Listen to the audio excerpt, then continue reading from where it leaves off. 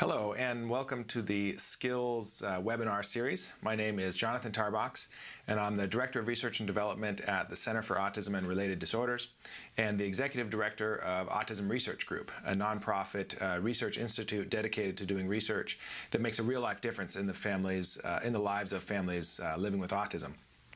Today I'm going to be talking about feeding disorders and specifically trying to give practical, useful information on how to actually make a difference in the feeding disorders of children that you work with if you're a practitioner and or children in your family if you're a family member. And all of the information that I'm going to be giving you comes from scientific research, and I'm going to be showing samples of data and snapshots of graphs, but I'm going to try to deliver the information in a practical, sort of no-nonsense manner. I should say if you have any questions, go ahead and submit them and or you can email if you want a copy of the PowerPoint. If you have any questions you'd like to follow up with, you can send an email to info@skillsglobal.com. So let's go ahead and get started. So as far as outline for what we're going to be talking about today, I'm going to define feeding disorders briefly, talk very briefly about the etiology or origin of feeding disorders, talk a little bit about when to be concerned about whether or not your child or client has a feeding disorder, some considerations before beginning intervention, but the bulk of this presentation today, this webinar, is going to be describing treatment procedures and how to do them. Going to talk a little bit about problem behavior that might occur during meal times, and we're going to wrap up the webinar by talking about a little bit about parent training and generalization and some common questions and concerns. All right, so first let's take a look at sort of what is a feeding disorder. Well, it's sort of a general term, but basically feeding disorders are difficulties with eating or drinking that affect weight and nutrition, that have some kind of practical, real impact on the child's quality of life. So, generally speaking, feeding disorders are, at least in the ABA world, are divided up into food refusal and food selectivity. So for refusal, you can have either food or liquid refusal, and that refusal can either be partial or total. So in the most severe cases, we sometimes see children with total food and liquid refusal, where they actually receive none of their nutrition or water through their mouth, and all of their nutrition and calories need to be ingested through a G-tube. And I'll show you some examples of that later. Much more common, however, is selectivity. And selectivity simply means that the individual is very selective about what they eat or drink, right? So they have a much more narrowed repertoire or selection of foods and liquids that they'll take. Selectivity children can be selected by texture, meaning they'll only eat foods of particular textures. They can be selective in terms of the type of food.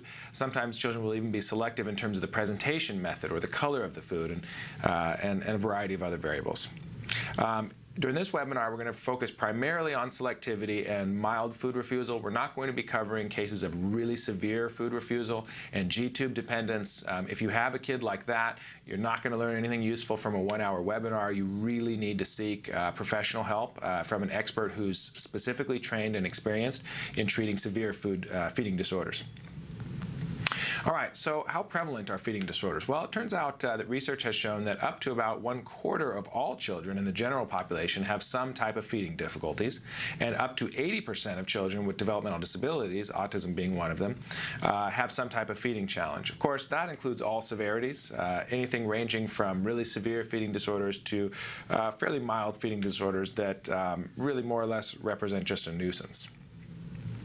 But let's take a look at some examples of typical feeding cases that we see in autism frequently. Everyone knows the stereotype, but it actually does come from somewhere. Many kids on the spectrum will only eat chicken nuggets or French fries, right? Or that's their highest preferred food, and everything else they're very hesitant to eat. Some kids, it'll be so severe that they'll only eat chicken McNuggets of a particular brand when they're contained in the package that comes from that particular fast food establishment, and they won't eat any other form of chicken. There are kids who will not eat higher textured foods, so kids that stay dependent on baby food or pureed food. We see lots of kids that will only eat carbs, right? Sort of the opposite of the trend now these days in our culture, but kids will only eat things like crackers, rice, pasta, bread, no protein, no vegetables, and no fruits. Kids that won't eat enough in any given sitting, so they'll only eat a few bites and then they'll want to get up and do something else.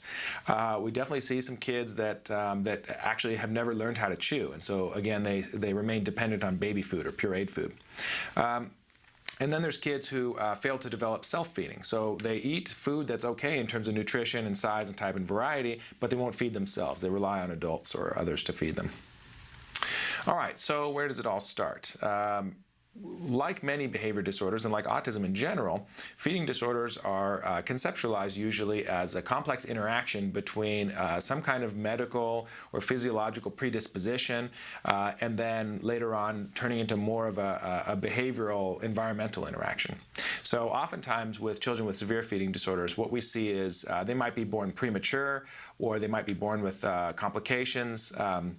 They might have things like reflux or severe food allergies or constipation and diarrhea that basically make eating a source of aversiveness early on, because when the child eats, they have reflux, or when the child eats, they have an allergic reaction, or they're not able to empty their bowels, and so each time they eat, it actually makes them more physically uncomfortable. So you can imagine where if you had one of those medical disorders to begin with, it would make eating more aversive, less fun to begin with.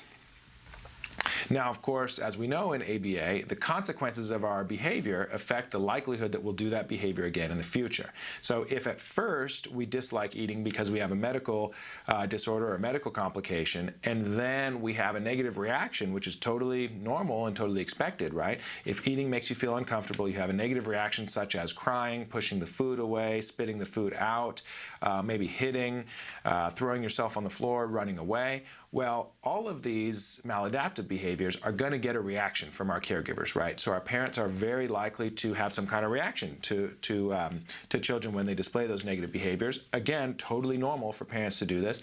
And as it turns out, some of these reactions that we can have to our kids' behaviors can affect whether or not the kid does those behaviors again in the future. So what might start out as a medical problem can actually turn into more of a behavioral problem. And what we very frequently see with kids with autism, maybe 2, 3 years old and older, that their feeding disorders are primarily behavioral at this point, so that it becomes a learned behavior. It's no longer necessarily because of a medical problem. Although medical disorders should never be ignored, and we'll talk a little bit more about that in a minute. So before you start treating any severe behavior problem or even mild behavior problem, you need to consider why the behavior is happening to begin with, right? Or in ABA terms, we say the function of the behavior. So like any challenging behavior, you need to do a functional assessment. Experimental functional analyses, or FAs, are sometimes done in published research on treatment of feeding disorders. The vast majority have shown that most challenging behavior displayed by kids with feeding disorders during meal times happens because the child's trying to escape the non-preferred food, or trying to escape having to eat the food that he doesn't want to eat. That's kind of not a big surprise, right? So based on existing research, you probably don't need to do an experimental functional analysis, but like any other challenging behavior that you treat, you always do need to think about why the kid's doing it and at least give some consideration to the function. So maybe make some observations, interview relevant caregivers, parents, etc., and ask questions like, what's the usual consequence when Jimmy refuses to eat food? Or what's your usual response to Jimmy when he throws food from the table or spits the food out? And those can give you ideas or clues as to what potential sources of reinforcement there are in the environment. But the vast majority of the time, it's simply the kid doesn't want to eat the food that he doesn't want to eat, and or maybe doesn't want to eat at all. And when he engages in refusal behavior or challenging behaviors, that produces either a break from the demand to eat or sometimes escape entirely. And of course, if bad behaviors are producing what the child wants, when they do them, the child will continue to do them in the future.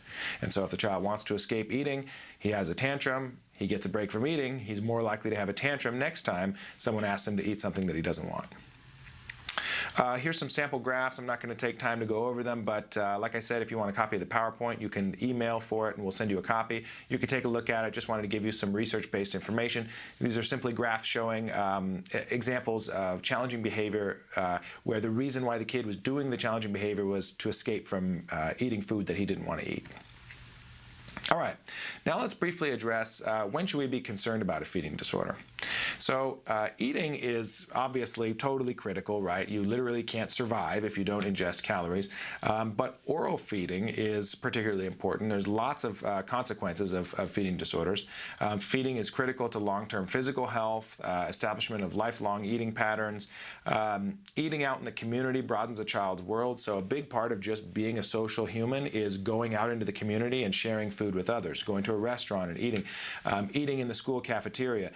If you're not able to eat in a relatively successful, sort of peaceful way with other humans in your social environment, it's going to have an impact on your social adjustment. In addition, eating is a big time when typically developing children learn fine motor skills.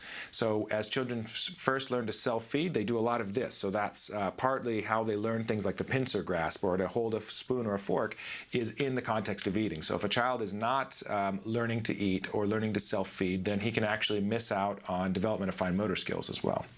And perhaps most importantly, eating just really matters a lot to parents, right? You know, I've worked in a lot of different areas of ABA intervention, and I have to say that feeding is the single area that produces the most immediate, largest emotional improvement for the family. So if you have a mom whose kid refuses to eat, it is absolutely terrifying. It's really, you know, produces serious emotional upheaval and distress. And when you show the parents how to get that child to eat for the first time, and when the mom looks down and says, wow, my son or daughter is actually eating a healthy meal without protesting, without refusing, without a tantrum, there's no more fight, we're just eating food, for the first time, it's a huge change, and it produces just a massive change for the whole family system. So it's very important. Again, I included this slide just for reference for folks if you want to take some time to look at it, but it describes some of the typical development of feeding behaviors, and this is taken from the Brigance Standardized Assessment. And again, just some sort of age-appropriate food types and feeding behaviors that develop from 1 month of age up to 18 months. Again, this is just for your reference if you want to take a look. Sort of a useful guideline to see where is my child or where is my client doing with respect to sort of average milestones.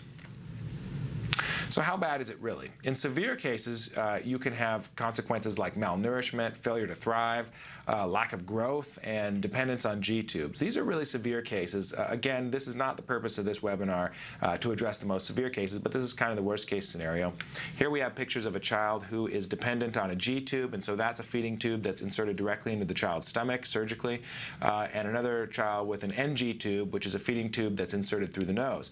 In both of these cases, formula, essentially, like Ensure, sort of nutritional fluids and formulas are pumped directly into the tubes and directly into the child's stomach, and that can sustain survival, but it's not anywhere near the same level of nutrition. You don't get the oral motor and the chewing behaviors going. There's no social aspects to it. It's just not the same as being able to eat for real. So if you do have a child or a client who's currently dependent on either a G tube or an NG tube, I strongly suggest that you seek help from an ABA treatment provider who is an established expert in treating severe feeding disorders.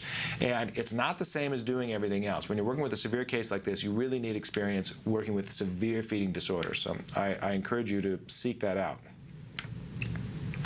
All right, of course, there's lots of non-medical concerns too. For more mild feeding disorders, there's concerns like, does the family ever go out in public to eat? If a family can never go to a restaurant and bring their children to have a meal, it has an impact, right? It's not the end of the world, but it's a pretty big deal. You're not able to go to family dinners, things like that can have an impact.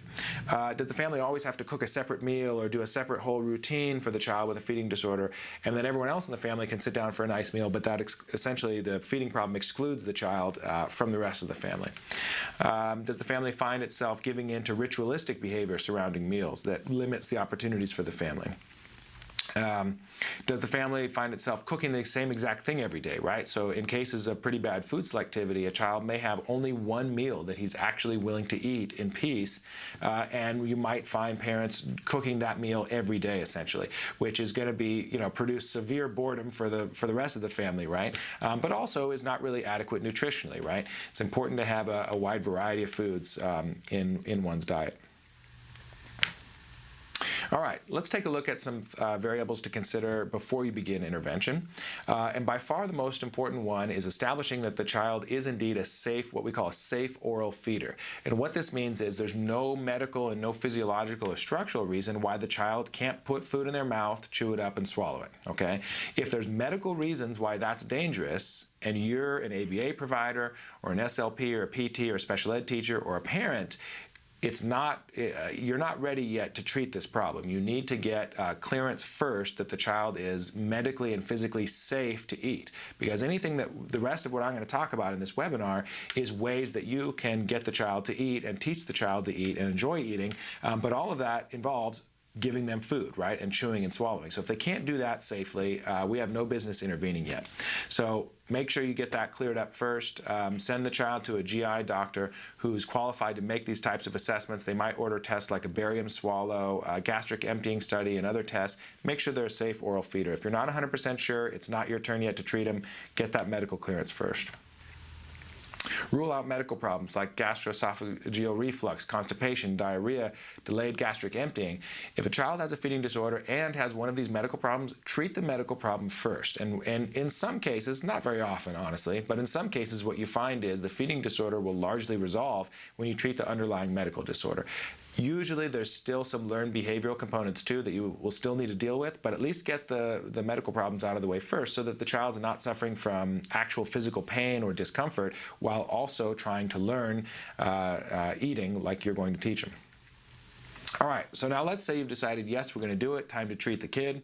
First step is define a goal. So what do you want to get out of the intervention? Be specific and be realistic. Parents and service providers need to discuss priorities.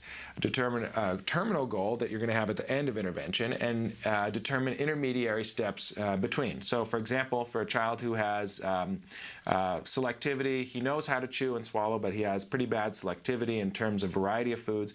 Maybe the terminal goal is my child will eat at least at every dinner we'll eat at least starch, protein, and a vegetable, and we'll have at least 10 different vegetables that he or she will eat without significant challenge in behavior, and you can define that however you want, something like that. So basically we've got a variety of foods, we don't have to cook the same thing over and over, and that's what we're shooting for.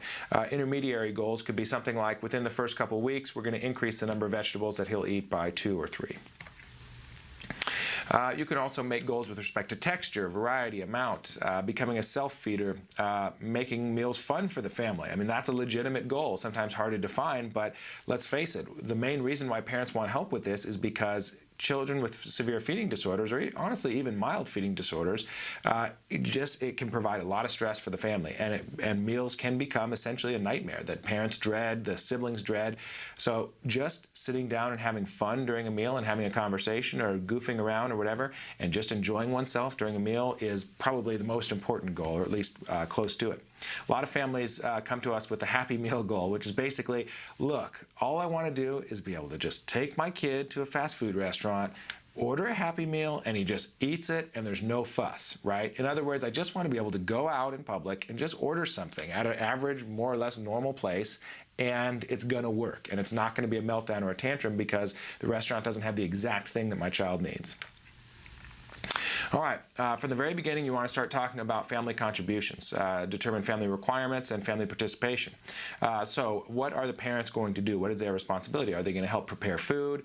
Are they going to run the sessions, the teaching and treatment sessions? Are they going to collect data? Is there going to be significant emotional distress? Is there going to be a need to withhold certain rewards or reinforcers outside of the feeding treatment sessions so that we can make sure that they actually work during the treatment sessions? And of course, if you're a parent listening to this, then all of this is you, right? And so the question is, what's your role versus your treatment provider, your ABA provider that you're working with? All right, the rest of the presentation is going to be on specific treatment procedures. I'm going to try to save 10 minutes at the end, if I possibly can, to address any questions that the listeners type in. Hopefully we'll have time for that. But the procedures we're going to take a look at are escape extinction, which is the most scientifically proven treatment for feeding disorders, non-contingent reinforcement, differential reinforcement of alternative behavior, another name for positive reinforcement of eating, response cost, demand fading, blending, and texture fading if we have time. All right, so let's start with escape extinction. We start with this because it's the simplest procedure, at least conceptually, and it's the procedure that is the most supported by scientific research. There's the largest number of studies showing that this procedure works. So essentially what this procedure is just like extinction of any other behavior. So if challenging behavior or food refusal is maintained by escape from eating, so in other words, the reason why the child doesn't want to eat or is refusing to eat is to escape having to eat, then extinction of that behavior is no longer allowing the child to escape from eating. So if you ask the child to eat, that's a demand that's placed, okay, or a request that you're placing, and extinction would be no longer allowing escape. So no matter what happens, you're still going to have to eat this. No matter how much you don't like it, no matter how long it takes, no matter how much you cry, you're still not getting out of here until you take this bite or until you eat this meal, whatever requirement you set for that particular occasion. Now, in principle, this is the simplest possible thing you could do, right? Just follow through. Ask the child to eat and follow through. Right? In practice, it's actually incredibly hard and can be very frustrating and difficult for parents to implement, and frankly, even for a lot of ABA treatment providers, even ones that are really well trained in other ABA procedures, doing escape extinction for feeding disorders can be quite difficult. There's a few different ways to actually do it. The most important thing is just simply this. There's no way for the child to escape eating what you've asked them to eat. So you ask them to eat a reasonable amount of food. Maybe you start with literally one bite or half of one bite or a quarter of one bite, and there simply is no way out of that, okay? As long as you implement some version of that, it's probably going to work. In fact, the research shows that it almost always works. There's a lot of different ways to do it. Probably one of the most researched ways to do it is called non-removal of the spoon. Non-removal of the spoon is where you present a bite of food to the child on a spoon, and you hold the spoon immediately in front of the child's mouth. Some ABA providers like to have the spoon actually touching the lips, just slightly. Other ones will hold it just in front of the lips. But in any case, you present a bite of food to the child, and that spoon doesn't leave until the child takes the bite and swallows it. So even if the child is screaming, crying, hitting the spoon, you name it, you just kind of pretend like you don't even notice the behaviors and the spoon just stays there. If the child attempts to push the spoon away or hit the spoon or bite your hand or whatever, you may well have to block those other behaviors. But the main thing is, if you're doing non-removal of the spoon stays put until the child takes the bite. After the child takes the bite, then you do some kind of reinforcement or whatever other pieces or components there are to your feeding intervention. But the non-removal of the spoon part is present the bite, the spoon does not leave till the child takes the bite. Why is this escape extinction? Because it makes it impossible for the child to escape eating. The only way to get out of that meal is to eat that bite of food. I can tell you in almost every case that I've seen, this procedure makes the parent and child, and honestly the treatment provider, not feel good. It is kind of upsetting to see because you're not giving the child what they want. They get upset. The parent sees their child distressed and they get upset. And honestly, it's pretty challenging for the treatment provider to implement too. Almost always works, but it's really hard to do, especially emotionally. Another variation is there's a couple different terms for it's called non-removal of the meal, or sometimes it's called an exit criteria, a meal exit criteria.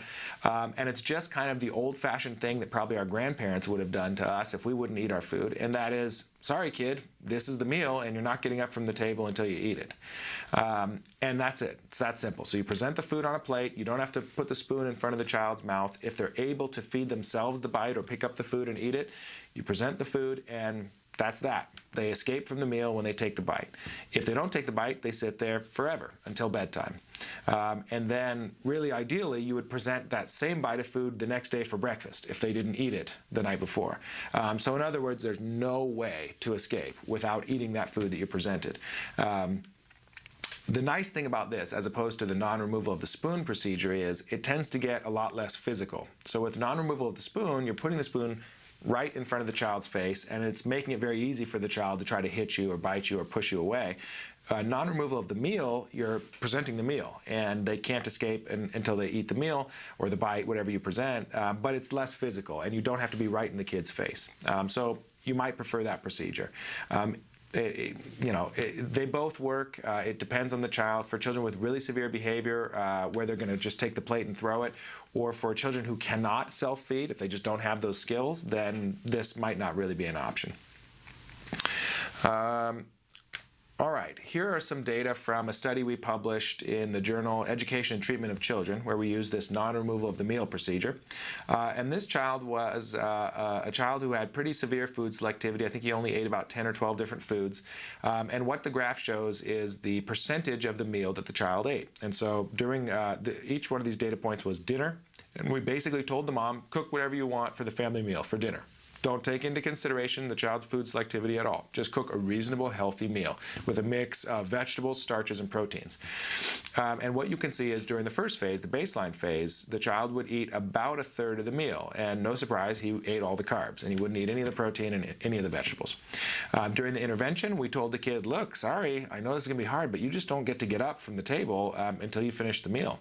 And actually, the mother implemented all of these sessions. The ABA provider was there basically for emotional support for the mom, but the ABA provider never interacted directly with the child. They were just there to support the mom. They trained the mom and talked to her about it beforehand. And then when it was time to actually do it, it was the mom's responsibility. ABA provider just stood there and collected data and basically patted the mom on the back and said, you're doing a good job, that kind of thing. And what you can see is almost immediately the child started eating all of their food. I think the first day he refused to eat his dinner for about 3 hours and then finally ate it. And then quickly after that, the amount of time that it took for the child to eat decreased down to a totally typical amount of time, maybe 20 minutes or so to eat dinner. Then we actually reversed back to baseline to see if we really needed to keep doing this procedure. That's that third phase on the graph. We only did it for one meal, and you could see he went back down to eating only about 1/5 of his meal, which showed, yes, okay, we still need to have these same rules in place. So then we went back to the intervention procedure, and again, the child went back to eating 100% of his meals within a reasonable amount of time, and with the exception of just that second data point in the second treatment phase, the rest of the intervention phase, the child was eating 100% of his meals.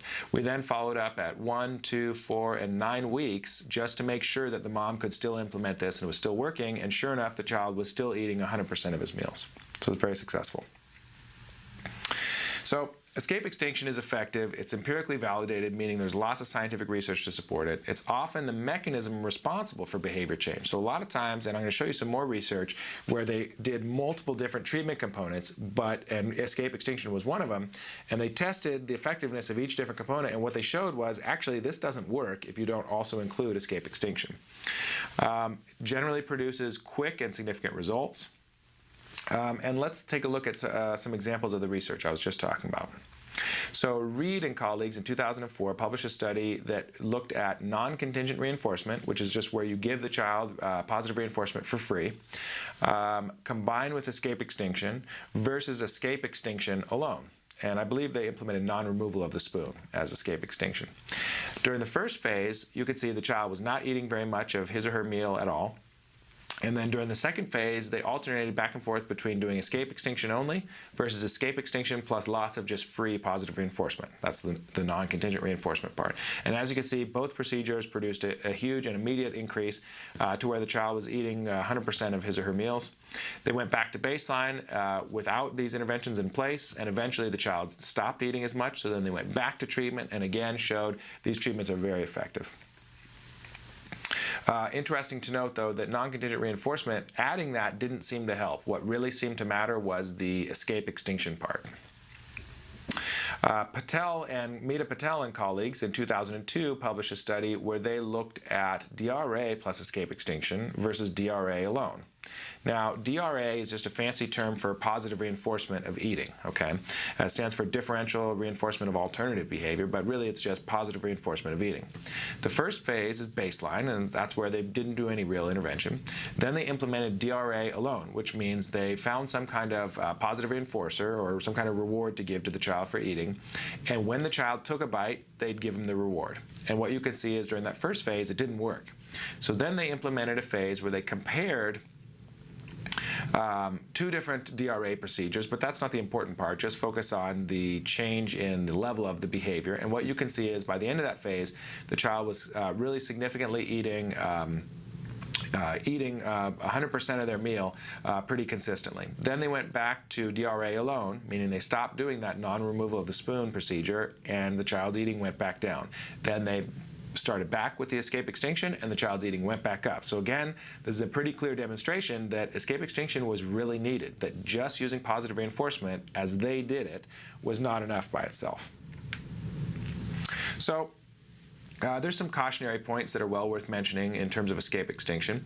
Like all extinction, when implementing escape extinction, an extinction burst is often seen. So for those of you who aren't familiar with what that is, an extinction burst is when you first start implementing extinction. So you first decide, I'm no longer going to reward this problematic behavior. Okay, I'm going to stop doing that. When you first start that, what you often see is an increase in the intensity or the frequency or the magnitude of the behavior, and sometimes the child will start trying other behaviors too. So if the main behavior is crying and you no longer reward crying, the child might start screaming or might start hitting or something like that. However, by definition, an extinction burst is temporary. Okay, so what you sometimes see in feeding disorders is when you first start non-removal of the spoon, whereas the child used to cry a little bit, the child will throw a huge meltdown. Okay, but they'll only do that for maybe the first 2 or 3 times that you're actually implementing escape extinction. And as long as you follow through and you're consistent, the severity of those behaviors will decrease over time. And what you'll see is a nice increase in the amount of food, healthy foods that the child's actually eating. And of course, every child is different. It's never a guarantee, but that's what the research shows really consistently. Another cautionary point is that non-removal of the spoon feels very intrusive to implement. It just feels intrusive to put a spoon right in a kid's face and refuse to move the spoon until the child takes a bite. Some families are just not going to be okay with this procedure just for personal preference and cultural reasons. They're going to say, that's not acceptable. That looks too mean. And of course, that's the family's choice, right? It's their child. If you're a parent listening to this, that's your choice. It's up to you. Do keep in mind that it's the most scientifically supported treatment procedure, though, so that is something to consider. If you do choose to do it, if you're a treatment provider and you choose to use non-removal of the spoon, or if you're a parent and you choose to do it yourself, you need to be realistic about it's going to be challenging, it is going to make me feel upset, it's not going to be pretty, and you need to commit, before you do that, if you're a parent, you need to commit to at least giving it a shot. So if I'm going to do it, I'm going to do it for at least maybe 3 to 5 meals to see if it's going to work. If you don't think you can emotionally handle it, just don't start it. Try something else first. And I'm going to go over a lot more options of other procedures you can use. All right, so sort of on the opposite end of the spectrum from in terms of intrusiveness from escape extinction is called non-contingent reinforcement, and it's pretty much the least intrusive thing you could possibly do. And all it means is give the child free access, lots and lots of positive reinforcement for free, even if he's not eating, doesn't matter. So during mealtime, just give them a lot of what they want. During feeding, a lot of times what this means is give the child toys to play with on their high chair while you present the food, or put on their favorite movie or DVD for them to watch on a TV while you feed them. Put on their favorite music. I worked with one child who had books on tape, right, on headphones, and he'd look at his book and we'd feed him. This procedure rarely works alone. It definitely makes the kid happier, right, because the kid's getting what they want the whole time, okay? And it does make the whole eating situation less aversive. But a lot of times, maybe usually, what the child learns is, oh, why would I eat when I get all these rewards for free? I don't want to eat, obviously, right? That's why we're doing this intervention to begin with. I don't really want to eat. I'd rather not eat. And if I get the rewards for free anyways, even when I refuse to eat, then a lot of children just learn that, and they don't actually eat if that's the only procedure that you're implementing. So think about non-contingent reinforcement as one possible arrow in your quiver, but it's not usually the entire solution. All right, differential reinforcement of alternative behavior, or DRA, as I said before, simply means positive reinforcement for eating. And really, we should use that term, positive reinforcement for eating. But for whatever reason, the term DRA has stuck in the scientific literature on treating feeding disorders, so that's the term that's used. Basically, what it means is as soon as the child consumes a bite that's presented, you use a huge reward, big positive reinforcer, immediately, okay? If the child does not take a bite, they don't get the positive reinforcement. It's that simple. This positive reinforcement procedure, honestly, should be the foundation of your feeding treatment program, more so than anything else. It's the first thing that you should try. It's not intrusive. All you're doing is rewarding good behavior and helping produce motivation for the child to eat. There's nothing mean about it. There's no punishment involved. There's nothing aversive for the child. So it should be the first thing that you try, and it should be the foundation. Even if you are doing non-removal of the spoon, you should also be doing lots of positive reinforcement of eating. All right, now here's the thing. If you take a look at the published ABA research literature, most studies on DRA have shown that it doesn't work by itself. So usually in published research, when they try just DRA without escape extinction, it usually doesn't work. Now, however, very little published research has actually made a serious attempt to vary the way that positive reinforcement is done to actually make it work. So not enough research has been done on the magnitude of the reinforcer. So let's say you present a spoon of food and you say, take a bite, and the child takes a bite. A little bit of positive reinforcement, a very small amount, might be saying, great job, and give them a high five. Okay, if that's good enough, if that works, awesome, go for it. There are very, very few children, actually 0 children that I've ever met with feeding disorders for whom just good job and high five is enough of a positive reinforcer to get the child to eat. So you could do, instead of just good job and high five, you could do, a minute of playing and roughhousing and tickles if the child really liked that. So you present one bite. If the child takes the bite, play with the kid for a minute, playing their favorite game or tickling or whatever. Maybe 5 minutes is necessary, right? And you might be thinking, well, I don't have time to give them a 5-minute reward for taking one bite of food. But if it's a child that doesn't eat any healthy food at all, that might actually be a reasonable first step, and then gradually increase the requirements for how much the child has to eat. And I'll talk more about how to do that in a minute. There's other things you can play around with too, though, to get it to work. For example, reinforcement variety. So there's actually a decent amount of research showing that positive reinforcement works better if you vary the reward. If you do the same reward over and over, anybody naturally gets tired of that. It's called satiation or habituation. Whereas if you vary the rewards, so maybe the child has 3 different books that he really likes or 3 different videos that he likes to watch, vary those positive reinforcers in an unpredictable way. That's more likely to work than if you use the same reinforcer over and over. Varying the size of the bite. So if you present a whole bite of food and the child can earn a positive reinforcer if he takes a bite, well, okay, that might work. But if it doesn't work, maybe try presenting half a bite, maybe a quarter of a bite. Maybe break out your scissors and cut the food into an 1/8 or a 1/16 of a bite. Even if it's a speck of food, if that works consistently, that gives you a foothold, right? That gives you a place to start, and then you can gradually increase the size of the bite. Food deprivation as an establishing operation. And food deprivation sounds mean, like you're starving the kid, but the technical meaning of the term deprivation in ABA principles, taken from research, is simply that you're not getting a lot of the reinforcer, okay? So before the reinforcer is used to affect behavior. So for example, a real simple feeding example is like this. If you're going to do a feeding treatment session and you do it right after lunch, right? So let's say your child normally eats lunch at 12, and now you're going to try to do a feeding session at 1 when the kid just ate a whole bunch of preferred food, and they're full, and now you try to get them to eat broccoli at 1 p.m., you may as well not even bother, right? The kid's full. It doesn't want food anymore. Food is not a valuable reward or reinforcer anymore. Instead, you could try skipping breakfast and doing the treatment session at a sort of a late breakfast or brunch time, like maybe do it at 10 a.m. and don't eat anything from from the time the child wakes up to about 10. So they're really, really hungry. That's going to make food, if you're using food as the reward or the reinforcer, it's going to make it more powerful and more effective. And again, I'm not saying starve your kids. I'm just saying be smart about when you deliver the reinforcers that you're wanting to work. Same thing with a video game. If you're using a particular video game on the iPad as the reward, make sure the kid hasn't played that video game at all that day, leading up to when you actually use it as a reward during that treatment session. It'll make your reinforcement work way better. And by the way, this is not specific to feeding disorders. This is anytime you want to use rewards to improve behavior, the kid has to actually want the reward. And a big thing that affects whether or not the kid wants the reward is how much of that reward the child has had recently. So make sure before you use a reward that the kid hasn't had a whole bunch of it in the last few hours. Okay, so, pardon me. This last bullet here is actually a typo. It should say duration of escape interval, not during. But the duration of the escape interval simply means how long of a break you get from eating as a reward when you take a bite. So let's say the kid takes a bite of food and earns, let's say, 2 minutes of not having to take any more bites, okay? That might be a nice reward. It's a break, essentially, or an escape from eating for 2 minutes.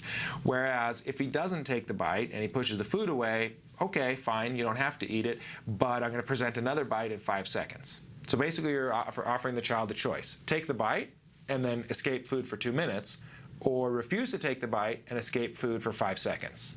Which choice do you think the child's going to take, right? You're basically tipping the scales in favor of the child actually just choosing to eat the food rather than having challenging behavior. In my own personal not private practice, but my own clinical practice, in my entire career, I've never actually had to use non-removal of the spoon myself. I've always had success, usually, almost always, varying these different types of aspects of positive reinforcement. And if you get it right to where you're only asking the child to eat a very small amount of the food that he doesn't want, and you give him or her a huge amount of reward when he or she does it, it's pretty likely to work. You're tipping the scales towards success. Nevertheless, if you've done all of that, and you've tried everything you can think of, and the only thing left is non-removal of the spoon, then you may want to consider that procedure. Again, it is very likely to work. All right, demand fading we've already talked about a little bit, but I'm going to touch on it again. It simply means the child only has to eat a little bit before he gets whatever reward you're going to deliver. So for example, if you have a child who only eats French fries, but we want him or her to eat broccoli, we might start with one teeny little bite of broccoli, and then you get French fries, okay? If that works consistently, then the next day or the next week, now you got to eat teeny little bites of broccoli, and then you get a bunch of French fries. After that, if that works, now we go to 3 bites, right? You get the general idea. You start with something ridiculously small that is going to work, and what you're doing is, in lay terms, you're basically just getting the child used to doing it. You're getting the child used to just eating rather than refusing. As that works, you gradually increase the requirement. And if you do it slowly enough, you can actually sometimes do it slowly enough to where the child doesn't even notice, right? It just feels normal. All right, here's some data, sample data from a publication by our own Dr. Adele Nadowski. She's a very accomplished researcher in treatment of feeding disorders here at the Center for Autism and Related Disorders. This is a study she conducted where she basically did exactly that. She had the child take a very small amount of the non-preferred food, and in exchange for that, he got a big plate of preferred food. So it's basically like eat a tiny bite of dinner and you get a whole plate of dessert. And then what you'll see on this graph is it shows the amount of bites that the child needed to take of the dinner before he got the dessert, okay? And in the first phase, it was 1 bite, then 2 bites, then 3, then 5.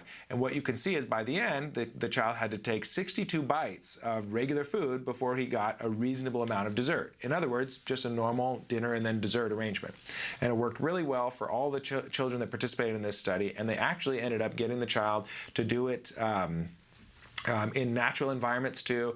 I think they even went to restaurants and ordered regular food off the menu, and the same procedure worked there too. And by the way, the parents are the one that implemented this too. So Adele, as the treatment provider, she trained the parents and she told the parents what to do and provided support, but the parents are the ones that actually implemented the treatment. All right, DRA plus response cost is a procedure that we came up with a while back, actually been about 12 or 13 years ago now, where basically you give the kid whatever they want, and then if they don't take a bite, then you take it away. So it's sort of the opposite of the normal positive reinforcement thing, right? Which is where the child doesn't have what they want, they do take a bite, and then they do get what they want, okay? We flipped that. We tried that first, didn't work for this child. So then we flipped that the reverse. We said, all right, kid, you can have whatever you want. So we gave him his favorite toys. If you don't take a bite, we're going to take them away. If you do take a bite, you get to keep your stuff. This child was... Oh, all right. So I'm going to show you some more case study data here. This is a 6-year-old boy with autism. He was getting 30 hours a week of ABA in home. Extremely selective diet. All he ate was bread, chips, pizza, cereal, cheese, and chicken nuggets. Nothing else. No fruits or vegetables. Virtually no protein. what we did was we went through a series of different procedures until we found the combination of procedures that worked for him. So we started with baseline. First, we tried just DRA with response costs, which is where we gave him his favorite stuff. If he takes a bite, he gets to keep it. If he doesn't take a bite, we take away his toys. And what you can see is that actually didn't work, okay? But then we thought, all right, well, let's make it a little easier for the kid. So the next thing we did was decrease the bite size. So during that second phase, it was normal size bites. During the third phase, we made the bites really small. I think they're 1/8 the size of a normal bite. And what you could see is a nice increase in how much he was eating. Now he's eating about half the meal, right? But we said, you know what, we could do better than this. So then the next thing we did was all of that the same thing. So you get your favorite toys. If you take a bite, you keep your favorite toys. Bites are really small. That's the demand fading part, okay? Plus, we'll give you a bite of a treat for every bite of non-preferred food that you take. And so for the different kids that participated in this study, we used different treats. For this kid, I think it was a small bite of a cupcake. So if he ate a small bite of broccoli, he got a small bite of a cupcake, okay? And what you can see is very quickly it went up to 100% meal consumption. We went back to baseline, which is just saying, you know, no intervention at all. Just saying, oh, you know what, go ahead and just eat if you want to. You don't have to. And his eating decreased significantly. We went back to the treatment, and it went back up to 100%. Each red dot is a new food that we introduced, and you could see we introduced lots of new foods. Then we increased the size of the bites until we got to 1 centimeter, which is a little less than half an inch, basically normal size bite for his age. Then we trained the parents, and then we started increasing the number of bites that were required for the child to get the positive reinforcer, the cupcake bite. And by the end, we had the child eating 12 bites of healthy, regular, nutritious foods, proteins and vegetables, until he got 1 bite of a cupcake. So again, that's a totally normal sort of dinner and then dessert type of ratio. All right. Blending is a procedure where it's another procedure you can add on. It usually doesn't work by itself, but it's something to consider. And it's simply where you mix foods that the kid really likes with foods the kid doesn't like, in order to get the kid to eat the ones that he doesn't like. So this might sound gross at first, but actually there's a lot of times when you and I do it on a regular basis. For example, when you eat a salad at a restaurant, you probably put some dressing on it, right? So what you do is take a food that is maybe medium preferred, maybe low preferred, but then you put another food on it and it makes you like it more, and so you're more willing to eat it. So dressing on salad is fine. Ketchup on French fries is fine. For kids with autism, you just do what they like, and you can experiment with different stuff. It might be something really weird that you would think is disgusting, but if the child likes it and it works, be flexible. Why not? So here's an example. Let's say the kid loves applesauce but refuses to eat blended peaches. On day 1, it's all applesauce. Day 2, it's 10% peaches, 90% applesauce mixed together. Day 3, it's 80%, 20%, like that. And by the end, you do it so gradually that the child basically just gets used to eating the peaches instead of the applesauce. All right, I'm running out of time, so I'm picking up the pace a little bit here. Texture fading. This is for children who don't know how to eat textured foods. They're dependent on baby food or pureed foods. And what you're doing is you're very gradually increasing how much texture is in the food so that the child can basically get used to it. Again, sort of a habituation or desensitization component there. And you use positive reinforcement, of course. And you're just essentially teaching the child to eat the more textured foods. You start with whatever the child is currently successful at. So a child who's dependent on baby food or pureed food, you start with that and very gradually increase the texture. Now, for a lot of these children who are dependent on baby food and they don't eat any textured food, a lot of these kids that I've met at least actually don't know how to chew, right? So think about it. It's kind of weird, but when you think about it, when did you actually learn how to chew? It didn't just come out of you magically. It's not just because you have the right genetics or the right brain. You learned to chew when you started eating as a baby, when you started eating textured foods. So kids that have never eaten textured foods, many of them literally never learned how to chew. So it's a skill that you have to teach. The good news is, like any other skill, it's teachable through ABA procedures. Start with really small requirements and gradually increase. We often start with things like chew toys or rubber tubes, even a red vine candy, and things like that. You start with stuff that the kid might like or might not mind having in their mouth, and you literally model it and ask them to chew. Sometimes you have to show how to do it yourself. The kid does chews a little bit or makes an attempt at chewing. Positive reinforcement, gradually increase the amount that you're expecting the child to chew until they actually learn it as a skill. So here are some examples, some photographic examples of different types of textures, starting with baby food, which is pretty much pure pureed or mush, up to wet ground, which means there's sort of small lumps in the liquidy mush.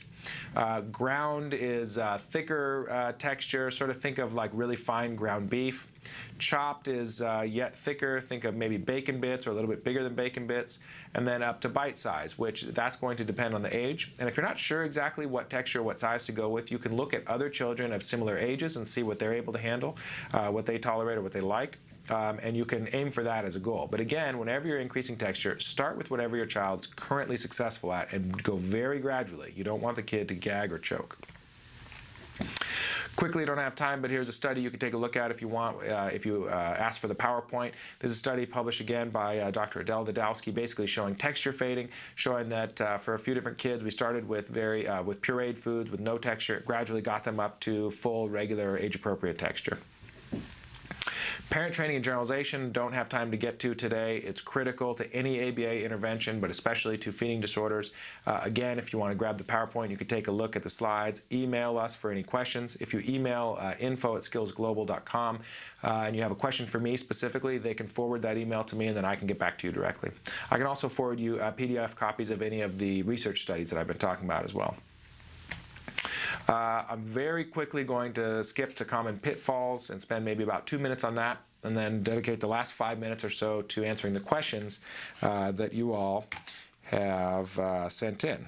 We have a few of these. Okay. Okay, so first of all, a real common pitfall in all ABA programs, but especially I see this a lot in feeding disorders for some reason, is the issue of learning opportunities. Not enough learning opportunities. Now, there's a fundamental principle of ABA, and by the way, it's a fundamental principle of all human learning, okay? This isn't just for ABA for kids with autism. If you want to learn something, you want to be good at it, this principle applies just as much to you, to me, or to our children with autism, to anybody, and that is lots and lots of learning opportunities. If you want to get great at something, it requires a lot of practice, okay? If you do something once a day, you'll learn it eventually, but you're not going to be an expert, okay? If you want to get great, you got to do it a lot. So what I see oftentimes is, well, we'll have a child kind of practice trying to take a bite of a food that he doesn't like once or twice a day. That's just not good enough. You might have to dedicate an hour a day for a few months, okay? Lots of learning opportunities are absolutely required.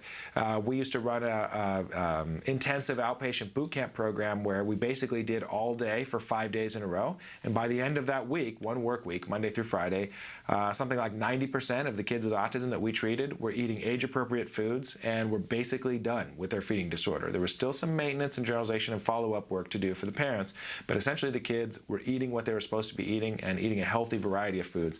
And all it was just squeezing a lot of practice into a short amount of time. All right, feeding disorder, all challenging behaviors, especially for kids with disabilities, but all challenging behaviors tend to be emotional, and not just for families, but also for treatment providers. And so it's very important when dealing with any challenging behavior, but especially feeding disorders, to not allow what we do to be entirely dictated by emotional reactions, okay? You know, again, like I said earlier, when a child has difficulty with feeding, it's one of the most emotionally upsetting things that a family can experience. And that is going to affect the decisions that you make as a parent or the decisions that you make as a treatment provider. And that's fine. That's normal. But at least be aware of it and own it. So if you're going to make a choice to do something that isn't likely to work because you're so emotionally upset about it, that's totally fine, and that's your choice. But at least be aware of that and say, you know what? I choose to not do this right now. No problem. It's my family, it's my choice. And maybe at a different time, I am going to be ready for it. If you do choose to do an ABA intervention for feeding, it's very likely that you're going to be upset and it's going to be challenging. And so what you're doing is choosing to go through emotional distress in the short term so that you can produce a really important outcome for your child in the long term. Okay? Same thing if you're an ABA treatment provider. If you decide, you know what, it's really time to focus on this client's feeding disorder. We've been focusing on all this other stuff for a long time, but you know what, this is getting out of control. We need to fix this. What you're choosing to do is spend more time and more effort and more frustration on that problem now in the short term so that it will have a positive outcome in the long term. All right, common questions. What foods to start with? We usually just encourage getting a wide variety of foods. So we always want kids eating proteins, starches, fruits, and vegetables. So usually, why not start with one of each, okay? So identify foods that the child already likes and will eat, and then identify foods that the child will not eat. It should be foods that the family wants the child to eat and that the family actually eats on a regular basis and that are healthy. Start with those. Just pick a handful. Start small. How long should a particular meal treatment session or feeding session be? Totally depends on a lot of variables, including the child's age, what approach you use, family preference. Oftentimes what I'll do is just start with a 10-bite meal or a 20-bite meal. Oftentimes though, if you're doing one of these procedures like demand fading or you're really wanting to just use positive reinforcement, you'll start with a 1-bite meal. So that's it. The entire meal is take 1 bite, get the huge reinforcer, and then we're done. You might do many of those meals in a day. Maybe you'll do 5 or 10 or 20 of those meals in a day. But the reason why you're starting with 1 bite and then you're done is because you're basically giving the largest possible reward possible, which is escape from eating foods you don't want to eat, if you do actually take 1 bite. The next day you go to 2 and 3, etc. All right, another common question we get is, well, okay, but you're going to basically make kids eat foods they don't want to eat, all right, but aren't you actually concerned about what the kid actually likes? Like, does personal preference have no role to play at all? And my answer would be yes, of course it has a role to play. ABA is all about what the kid likes. The core principle, the foundation of all ABA treatment is positive reinforcement, which means giving the kid what he likes, okay? So I'm not saying be a big meanie or a drill sergeant and just make the kid eat foods he doesn't like. You start with foods the kid does like, and you use those as rewards. Another nice encouraging thing here is there is some emerging research that has shown if you use procedures like escape extinction or even just positive reinforcement to get a child to eat foods that he doesn't like, what happens is you're frequently giving him foods that he does like as a reward. And so what the child actually does is he learns to associate the foods that he doesn't like with the foods that he does like, and the foods that he doesn't like actually end up becoming preferred foods.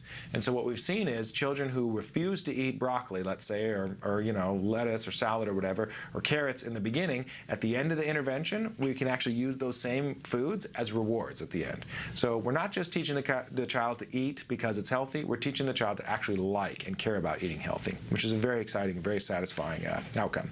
All right, I think I have about 2 minutes to address some questions that some viewers sent in, so I'll do that quickly.